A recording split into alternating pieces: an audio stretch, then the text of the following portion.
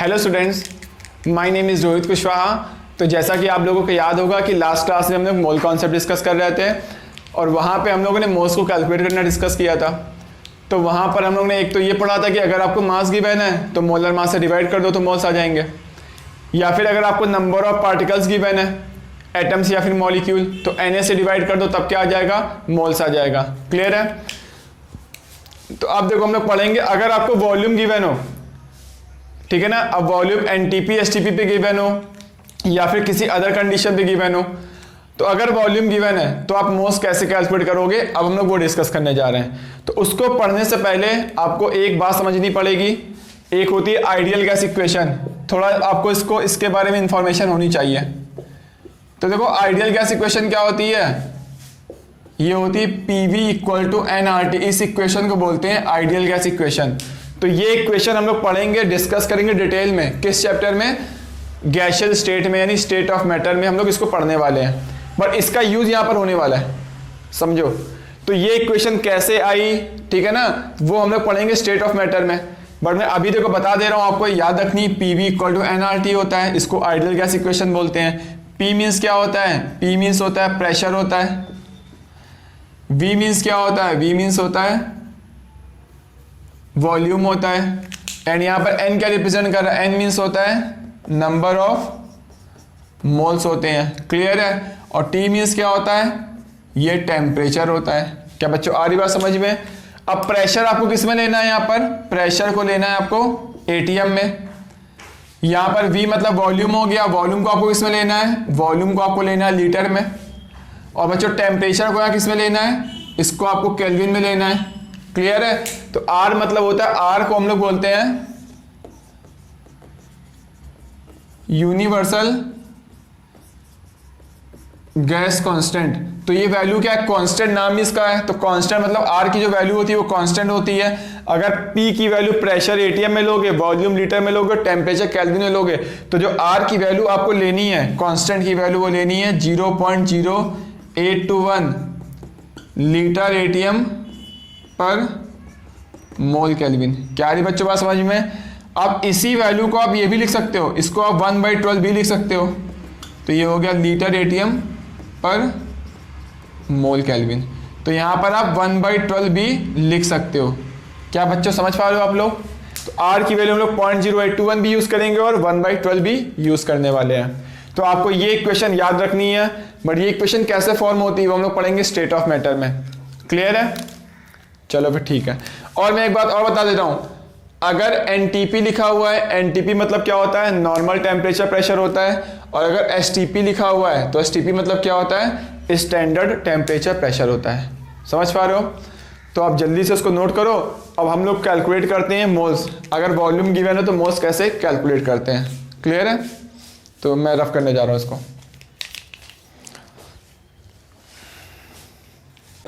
अब अगर आपको मान लो वॉल्यूम दिया हो एनटीपी एसटीपी पर या फिर किसी और कंडीशन पे, तो पूछा जाएगा आप मोल्स निकालो। तो कैसे निकालते हैं वो डिस्कस करने जा रहे हैं हम लोग। तो जैसे मैं देखो बात करूं यहां पर, पहले तो एनटीपी क्या होता है? एनटीपी मतलब होता है नॉर्मल टेम्परेचर प्रेशर। और कितना होता है? टेम्परेचर होता है 0 डिग्री सेल्सियस, मतलब होता है 273 केल्विन। एंड प्रेशर कितना होता है? 1 एटीएम, मतलब 1 एटीएम। ठीक है? अब मैं एसटीपी की बात करूं, एसटीपी मतलब क्या होता है? Standard temperature pressure. और कितना होता है स्टैंडर्ड टेम्परेचर? 0 डिग्री सेल्सियस, मतलब हो गया 273 केल्विन। एंड प्रेशर कितना होता है? 1 बार, यानी एटीएम में अगर मैं बात करूं 1.01325 एटीएम। क्लियर है? चलो ठीक है। अब मैं अगर मैं बात करूं यहां से वॉल्यूम निकालूं, वॉल्यूम कैसे निकालेंगे? फ्रॉम आइडियल गैस इक्वेशन की इक्वेशन हम लोग यूज करके। तो वॉल्यूम इक्वल टू क्या होता है? nRT/P होता है। तो यहां पे मैंने क्या किया, 1 मोल का वॉल्यूम मुझे निकालना है। तो 1 मोल के वॉल्यूम को हम लोग क्या बोलते हैं? Molar volume. क्लियर है? तो 0.0821 और टेम्परेचर कितना दिया हुआ है? 273 और प्रेशर कितना है? 1 एटीएम। क्लियर है? तो ये वैल्यू किस में आएगी? लीटर में। ठीक है ना? तो यहां से Vm आएगा 22.4 लीटर। तो आप लोग इसको सॉल्व कर लेना। Vm मतलब होता है मोलर वॉल्यूम। मोलर वॉल्यूम मतलब 1 मोल का वॉल्यूम। क्लियर है? अगर 2 मोल का वॉल्यूम निकालना है 2 का मल्टीप्लाई कर दो, 3 मोल का वॉल्यूम निकालना है 3 का मल्टीप्लाई कर दो। क्लियर है?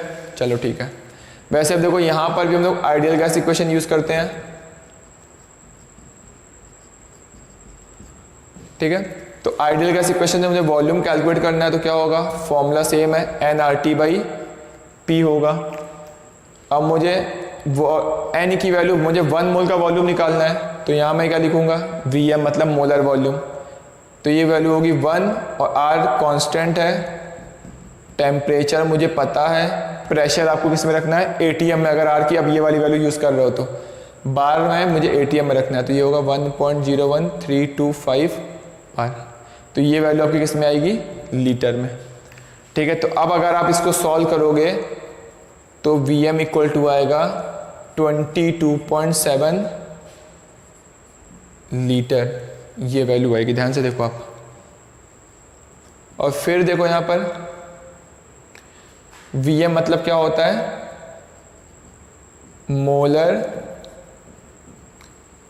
वॉल्यूम। मोलर वॉल्यूम मतलब 1 मोल का वॉल्यूम। अगर आपको 2 मोल का वॉल्यूम निकालना हो 2 का मल्टीप्लाई कर दो, 3 मोल का वॉल्यूम निकालना n की जगह 3 रख दो, 5 मोल का निकालना n की जगह 5 रख दो, सेम वहाँ पर भी। क्लियर है? तो NTP पर मोलर वॉल्यूम होता है 22.4 लीटर, STP पे मोलर वॉल्यूम होता है 22.7 लीटर। अब देखो, पहले NTP और STP को हम लोग क्या मानते थे, सेम मानते थे। IUPAC का अगर ओल्ड एग्रीमेंट आप देखोगे तो NTP STP को पहले क्या किया जाता था, सेम माना जाता था। तो हम लोग दोनों, चाहे NTP दिया हो चाहे STP दिया हो, दोनों ही केस में हम लोग मोलर वॉल्यूम कितना यूज करते थे, 22.4 लीटर। बट IUPAC के न्यू एग्रीमेंट के अकॉर्डिंग, ठीक है ना, तो STP को प्रेशर 1 ATM से हटा के 1 बार मानने लगे, यानी इतने ATM। अब मोलर वॉल्यूम कितना आता है, 22.4 लीटर, 22.7 लीटर। क्लियर है? तो बट किसी किसी बुक में आपने देखा होगा NTP STP पे मोलर वॉल्यूम 22.4 लीटर यूज करते हैं, और किसी किसी बुक में आपने देखा होगा 22.7 लीटर यूज करते हैं। तो दोनों ही होता है, बट ये कब होता है STP का, ओल्ड एग्रीमेंट के अकॉर्डिंग, और ये वाला कब होता है, न्यू एग्रीमेंट के अकॉर्डिंग। समझ में आ रही है बात? तो बट हम लोग मैक्सिमम बुक्स में ओल्ड एग्रीमेंट ही यूज करते हैं, तो हम लोग हमेशा NTP या STP पे वॉल्यूम कितना यूज करेंगे, 22.4 लीटर यूज करेंगे। क्लियर है? तो कभी भी आपको मोलर वॉल्यूम पूछे NTP या STP पर, तो आपको हमेशा कितना यूज करना है, 22.4 लीटर, 1 मोल का वॉल्यूम। समझ में आ रही है बात? चलो ठीक है। तो मुझे मोलर वॉल्यूम निकाला, मतलब 1 मोल गैस का वॉल्यूम निकाला, कितना आ गया, 22.4 लीटर आ गया। अगर मुझे कोई पूछेगा 2 मोल गैस का वॉल्यूम बताओ कितना होता है, तो यहां पे क्या करोगे, अब यहां पे क्या करोगे, 2 का मल्टीप्लाई कर दो, तो कितना आ जाएगा, 2 × 22.4 लीटर आ जाएगा। क्लियर है? अगर आपसे पूछेगा 3 मोल का वॉल्यूम निकालो, 3 मोल्स गैस का वॉल्यूम कितना होगा, तो आएगा 3 × 22.4 लीटर आ गया। समझ में आ रहा? यानी अगर आपको मोल्स पता हो, वॉल्यूम पूछा जाए तो क्या करोगे, मोल्स इंटू क्या कर दोगे, 22.4। क्लियर है? क्यों 22.4? क्योंकि मोलर वॉल्यूम कितना है यहां पर, 22.4 होता है। ठीक है ना? कब होता है, NTP और STP पर। क्लियर है? कब होता है ये, एट NTP एंड STP पर। समझ में आ रही है बात? यानी अगर आपको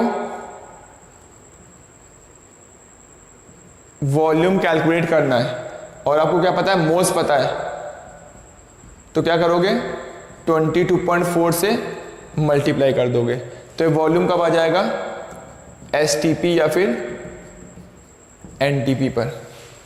समझ में आ रहा? तो 1 मोल का वॉल्यूम कितना होता है NTP STP पर, 22.4 लीटर। 2 मोल का 2 × 22.4 लीटर। 3 मोल का 3 × 22.4 लीटर। वैसे मैंने पूछा n मोल का कितना होगा NTP पे या STP पे वॉल्यूम, n × 22.4 लीटर। ठीक है?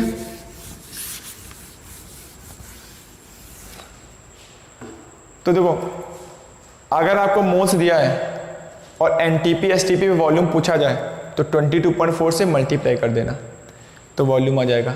कभी कभी ऐसा हो सकता है आपको वॉल्यूम दिया जाए और आपसे मोल्स पूछा जाए।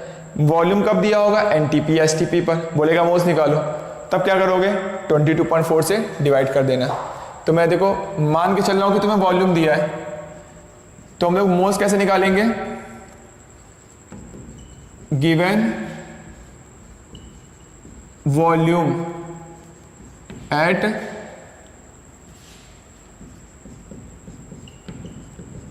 एनटीपी एसटीपी,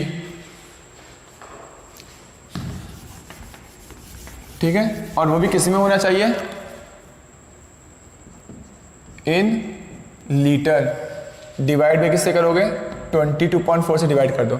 अगर एनटीपी एसटीपी पे वॉल्यूम दिया हुआ है लीटर में तो आप किससे डिवाइड कर दो? 22.4 से। तो क्या आ जाएगा? मोल्स आ जाएगा। क्लियर है यहाँ तक? चलो ठीक है। तो हम लोग ने यहाँ पर 3 फॉर्मूले डिस्कस किए। अगर मास पता हो तो मोलर मास से डिवाइड कर दो, मोल्स आ जाएगा। अगर आपको पार्टिकल्स दिए हो एटम या मॉलिक्यूल तो किससे डिवाइड कर दोगे? Na से डिवाइड कर दो, मोल्स आ जाएगा। अगर आपको वॉल्यूम दिया एनटीपी एसटीपी पे तो किससे डिवाइड कर दो?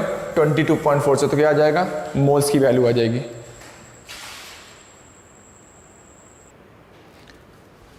तो देखो अभी हम लोग, अगर आपको वॉल्यूम एनटीपी या एसटीपी मतलब क्या होता है डिस्कस किया हम लोगों ने। तो अगर आपको एनटीपी या एसटीपी पे वॉल्यूम दिया हुआ है तो आप नंबर ऑफ मोल्स कैसे कैलकुलेट करेंगे? गिवन वॉल्यूम जो भी होगा किस में लेना है आपको? लीटर में लेना है। एट एनटीपी या फिर एसटीपी डिवाइड में क्या करना है आपको? 22.4 करना है। अगर एनटीपी एसटीपी वॉल्यूम पता है तो 22.4 से डिवाइड कर दो तो मोल्स की वैल्यू आ जाएगी। क्लियर है? अगर मान लो एनटीपी एसटीपी वॉल्यूम नहीं दिया हुआ है, किसी अदर कंडीशन पे दिया हुआ है, किसी अदर टेम्परेचर प्रेशर पे दिया हुआ है, तब कैसे कैलकुलेट करोगे? If volume is given under any other condition of temperature and pressure, then क्या करना होगा हम लोगों का? आइडियल गैस इक्वेशन यूज करना है। आइडियल गैस इक्वेशन क्या होता है? PV equal to nRT. तो वहां से एन इक्वल टू क्या होगा? PV divide by RT. तो अगर एसटीपी एनटीपी पे दिया हुआ है वॉल्यूम तो यहां से कैलकुलेट करोगे। अगर आपको किसी अदर कंडीशन पे दिया हुआ है तो नंबर ऑफ मोल्स की वैल्यू कहां से निकालोगे? पीवी बाई आरटी से। क्लियर है? तो अगर वॉल्यूम दिया होगा तो आप इजीली कैलकुलेट कर सकते हो number of moles. Hello students, तो हम लोगों ने अभी तक डिस्कस किया कि मोल्स को कैलकुलेट कैसे करते हैं। जैसे मैं एक बार फिर से आपको बताना चाहूँगा कि हम लोग मोल्स कैसे निकालते हैं। अगर आपको मास दिया हुआ है, अगर आपको मास की वैल्यू पता है तो मोल्स कैसे निकालोगे? मोलर मास से क्या कर दो? डिवाइड कर दो। तो क्या आ जाएगा? मोल्स आ जाएगा। हो सकता है आपको मास ना दिया हो, आपको नंबर ऑफ पार्टिकल्स दिए हो। तो अगर आपको नंबर ऑफ पार्टिकल्स गिवन है तो हम लोग मोल्स कैसे निकालते हैं? डिस्कस किया था हम लोगों ने लास्ट लेक्चर में। तो किससे डिवाइड कर दो? Na से डिवाइड कर दो। अगर एटम्स दिया हो तो यहाँ पे एटम्स लिख दोगे। अगर वो मॉलिक्यूल दिए तो क्या लिख दोगे? मॉलिक्यूल हो गया। ठीक है ना? अगर मान लो मास पार्टिकल दोनों ही नहीं दिए हुए हैं, अगर आपको वॉल्यूम दिया हुआ है एसटीपी एनटीपी पर, तब आप नंबर ऑफ मोल्स कैसे निकालोगे? तो यहाँ हम लोग क्या लिखेंगे? Given volume at STP NTP, वो भी किस में होना चाहिए? वॉल्यूम लीटर में। डिवाइड बाय आपको किससे करना है? 22.4। तो भी क्या आ जाएगा? नंबर ऑफ मोल्स आ जाएगा। तो अगर आपको मास पता हो तो मोलर मास से डिवाइड कर दो, मोल्स आ जाएगा।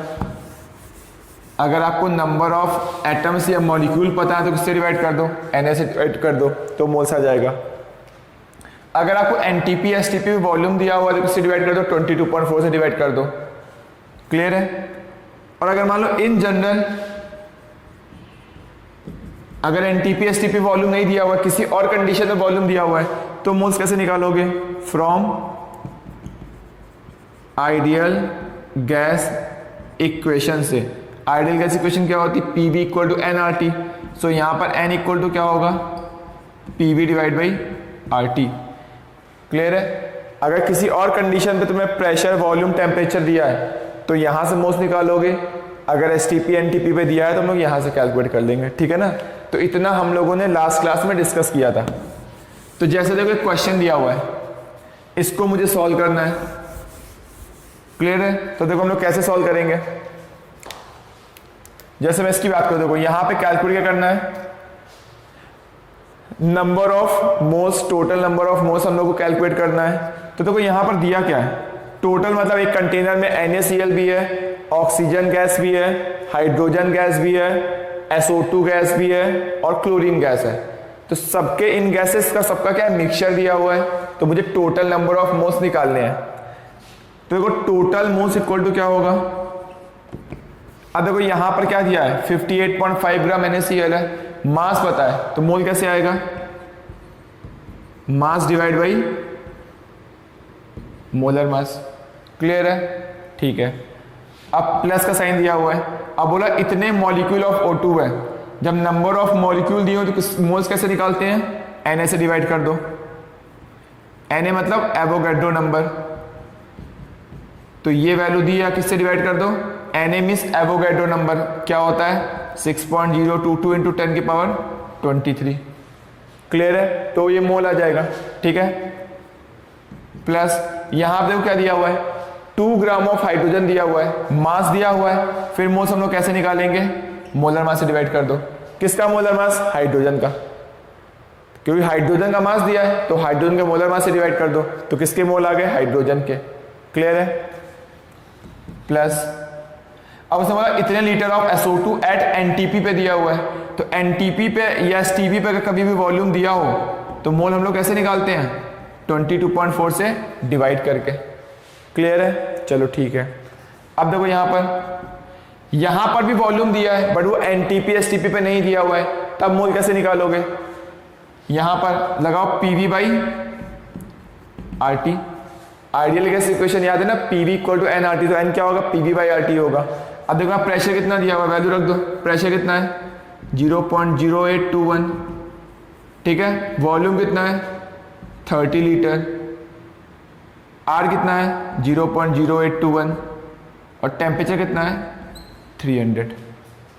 क्लियर है। अब इसको सॉल्व करो, तो देखो सॉल्व करो, आंसर कितना आएगा, ये आ गया, वैल्यू आ गई 1 आ गया, प्लस ये वैल्यू कितनी आएगी, कैंसिल करो, देखो 20 है ना, 1 2, तो ये वैल्यू आएगी 0.1, प्लस ये कितना आएगा 1, प्लस ये वैल्यू कितनी आएगी 1, प्लस वो वैल्यू कितनी आएगी, इसको कैंसिल कर दो तो आएगा तुम्हारा 0.1। तो इसको सॉल्व करने पे वैल्यू कितनी आ रही है 3.2, तो टोटल मोल्स कितने हो गए 3.2। क्लियर है, बहुत ही सिंपल सा क्वेश्चन था। तो हम लोग नेक्स्ट क्वेश्चन सॉल्व करते हैं। इसमें देखो क्या बोला गया है, 1.12 लीटर CO2 गिवन है, STP पर इतने ग्राम CO2 गिवन है, इसमें ये ऐड करना है, ठीक है ना, माइनस इतने मॉलिक्यूल ऑफ CO2 को माइनस करना है, इक्वल टू बोल रहा है डैश मॉलिक्यूल ऑफ CO2, ठीक है, डैश मोल्स ऑफ CO2। तो यहाँ पे देखो हम लोग को नंबर ऑफ मोल्स कैलकुलेट करने हैं, तो यानी इसको भी क्या करो मोल्स में कन्वर्ट कर लो, इसको भी क्या करो मोल्स में कन्वर्ट कर लो, और इसे भी क्या करो मोल्स में कन्वर्ट कर लो, तो आंसर क्या आ जाएगा, मोल्स आ जाएगा। अब देखो हम लोग कैसे सॉल्व करेंगे, यहाँ पे क्या पता है STP पे वॉल्यूम पता है, तो मोल्स कैसे आएगा, किससे डिवाइड कर दो 22.4 से। क्लियर है, चलो ठीक है। यहाँ पे देखो मास पता है, मोल्स कैसे आएगा 0.44 डिवाइड बाई मास पता है, मोलर मास से डिवाइड कर दो, मोल्स आ गया। क्लियर है, चलो ठीक है। अब यहाँ पे देखो क्या पता है, मॉलिक्यूल पता है, तो मोल्स कैसे आएगा, Na से डिवाइड कर दो, Na मतलब एवोगैड्रो नंबर। क्लियर है, तो ये हो गया। अब इसको सॉल्व कर लो, इसको सॉल्व करने पे कितना आएगा, इन पूरे को सॉल्व कर दो, आंसर कितना आ रहा है 0.05, तो इसको सॉल्व करने पे आपका आंसर आएगा 0.05 मोल्स ऑफ CO2, और मुझे हम लोगों को इसी CO2 के ये मोल्स क्या करने थे, कैलकुलेट करने थे।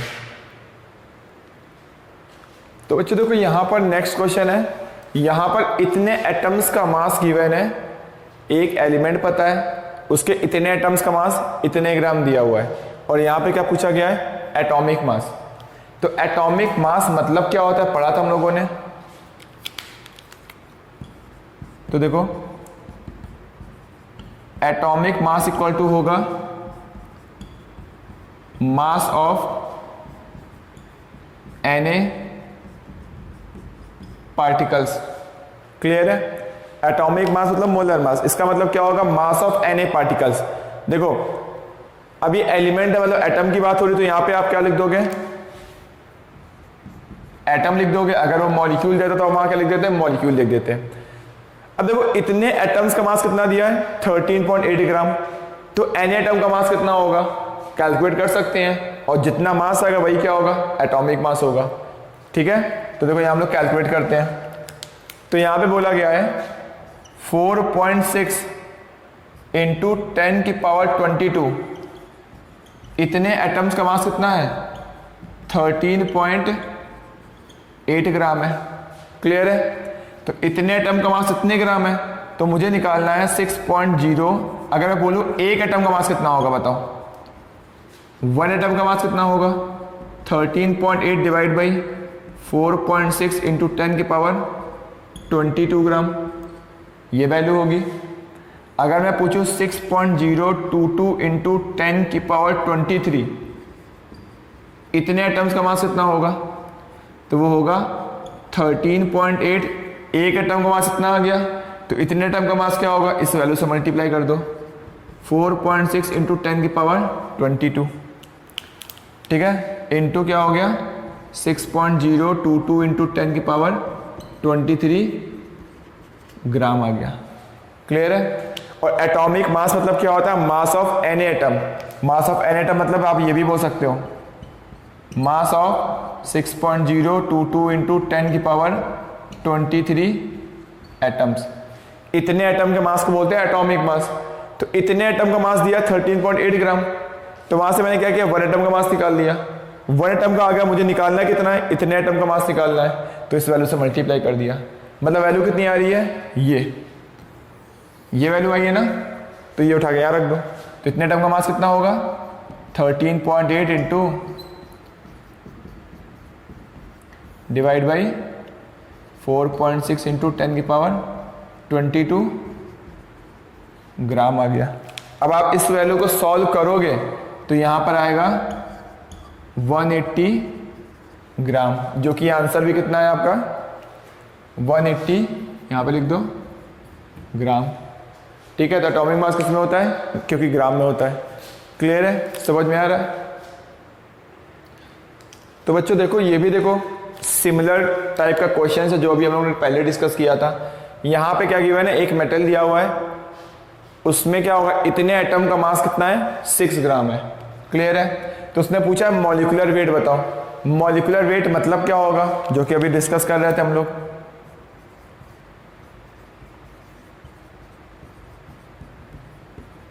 मॉलिक्यूलर वेट मतलब क्या होगा, mass of Na particles. Clear है? अब देखो यहाँ पे क्या दिया, यहाँ पर एटम की बात कर रहा है मेटल, तो यहाँ पर क्या लिख दो तुम, पार्टिकल की जगह एटम लिख दो। अब देखो उसका मॉलिक्यूलर वेट क्या होगा, यहाँ पे देखो इन्फॉर्मेशन गिवन है 6 ग्राम में इतने एटम है, मतलब 3.011 इंटू 10 की पावर 22 एटम गिवन है। कितने ग्राम में गिवन है, 6 ग्राम में। यदि इतने एटम्स का वेट कितना है, 6 ग्राम, ये क्वेश्चन में गिवन है फर्स्ट लाइन में। तो देखो यहाँ पर निकाल सकते हैं, 1 एटम का मास कितना होगा, 6 डिवाइड बाई 3.011 इंटू 10 की पावर 22 ग्राम होगा। क्लियर है? तो यहाँ मुझे क्या निकालना है, मास ऑफ, मॉलिक्यूलर वेट निकालना है। मॉलिक्यूलर वेट मतलब होता है मास ऑफ Na एटम्स। ठीक है, Na मतलब क्या होता है, वैल्यू रख सकते हो 6.022 इंटू 10 की पावर 23 एटम। मुझे इतने एटम का मास निकालना है। तो देखो यहाँ पर एक एटम का मास जो भी इंफॉर्मेशन गिवन थी वहाँ से आ चुका है, तो इतने एटम का मास क्या होगा, उस वैल्यू का इससे मल्टीप्लाई कर दो, मतलब क्या होगा 6.022 इंटू ये वैल्यू थी, इतने एटम का मास निकालना और एक एटम का मास मुझे पता है, तो क्या होगा इस वैल्यू से मल्टीप्लाई कर दो। ठीक है, तो कितना आ गया, इतने ग्राम आ गया। क्लियर है। अब इसको क्या करो, आप सॉल्व कर लो। सॉल्व कैसे करोगे, देख लो यहाँ पर, सिंपल सा है। ये क्या होगा, इससे 2 टाइम्स कैंसिल होगा। क्लियर है, इससे ये पावर कैंसिल हो जाएगी। 20 इंटू 6 कितना हो गया, 120 ग्राम। ठीक है ना, अब 120 ग्राम आ गया, यानी इसके मॉलिक्यूलर वेट आ गया 120 ग्राम।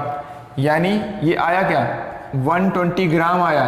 किसका वेट आया, 1 मोल का। तो इसका 1 मोल का मास कितना है, 120 ग्राम। क्लियर है, वही हम लोगों को कैलकुलेट करना था मॉलिक्यूलर वेट।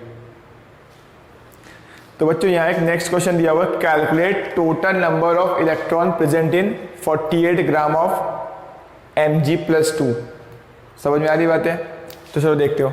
यहाँ पे आपको मास दिया हुआ है, चैप्टर का नाम ये मोल कॉन्सेप्ट, तो सबसे पहले आप किस में कन्वर्ट करो, मोल में।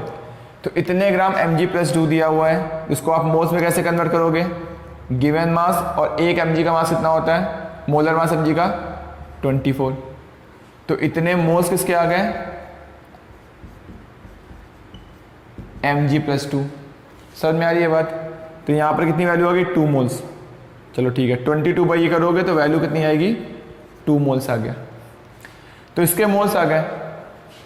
अब मोल मतलब क्या होता है, एक मोल मैंने बताया था, मोल जस्ट एक नंबर है, उसको हम लोग क्या, वो नंबर क्या होता है 6.022 इंटू 10 की पावर 23, और इसी नंबर को हम लोग क्या बोलते हैं, Na। Na means Avogadro number. तो मोल मतलब क्या होता है, Na होता है। ये कितना आ गया, Mg+2।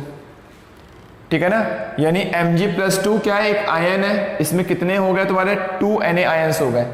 अब उसने क्या पूछा, अब यहाँ पे उसने पूछा इलेक्ट्रॉन्स के बारे में। तो जैसा कि हम लोगों को पता है, किसी भी एलिमेंट को हम लोग ऐसे रिप्रेजेंट करते हैं, डिस्कस किया है हम लोगों ने। X मीन्स क्या होता है एलिमेंट, A मीन्स क्या होता है atomic mass, and Z means क्या होता है एटॉमिक नंबर। ठीक है ना। अगर मैंने पूछा यहाँ पे इलेक्ट्रॉन कितने हैं, जो Z की वैल्यू है, इसमें प्रोटॉन्स कितने हैं, जो Z की वैल्यू है, न्यूट्रॉन्स कितने हैं, जो A-Z होता है।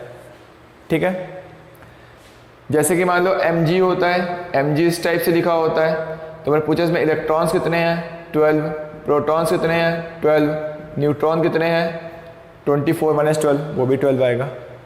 क्लियर है। और +2 मतलब होता है इससे 2 इलेक्ट्रॉन निकाल लिए गए। समझ में आ रहा, जितने माइनस थे उतने प्लस थे। तो ओवरऑल पहले क्या था, न्यूट्रल था, वहाँ पे प्लस चार्ज है, मतलब इससे 2 इलेक्ट्रॉन क्या, 2 माइनस चार्ज कम कर लिया गया है। यानी मैं बात करूँ, एक Mg में कितने इलेक्ट्रॉन होते हैं, 12, बट एक Mg+2 में इलेक्ट्रॉन कितने होते हैं, 10। +2 मतलब उससे 2 इलेक्ट्रॉन कम कर दिए गए। तो अगर मैं पूछूं एक Mg+2 में इलेक्ट्रॉन कितने होते हैं, 10 होते हैं। तो इतने Mg+2 हैं, उसमें इलेक्ट्रॉन कितने होंगे, 2 इंटू Na इंटू 10, इतने इलेक्ट्रॉन आएगा। क्लियर है। तो यानी कितना आ गया, 20 Na। समझ में आ रही बात है। प्लस चार्ज मतलब होता है उतने इलेक्ट्रॉन रिमूव कर लिए गए। तो 12 से 2 रिमूव करोगे तो कितना आएगा, 10 आ जाएगा।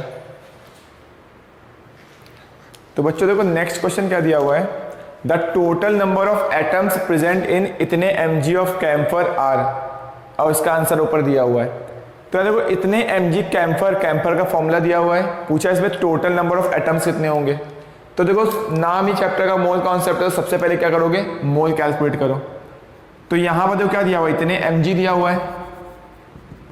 तो Mg मतलब क्या होता है, M मतलब होता है मिलीग्राम, मतलब 10 की पावर -3 ग्राम हो गया।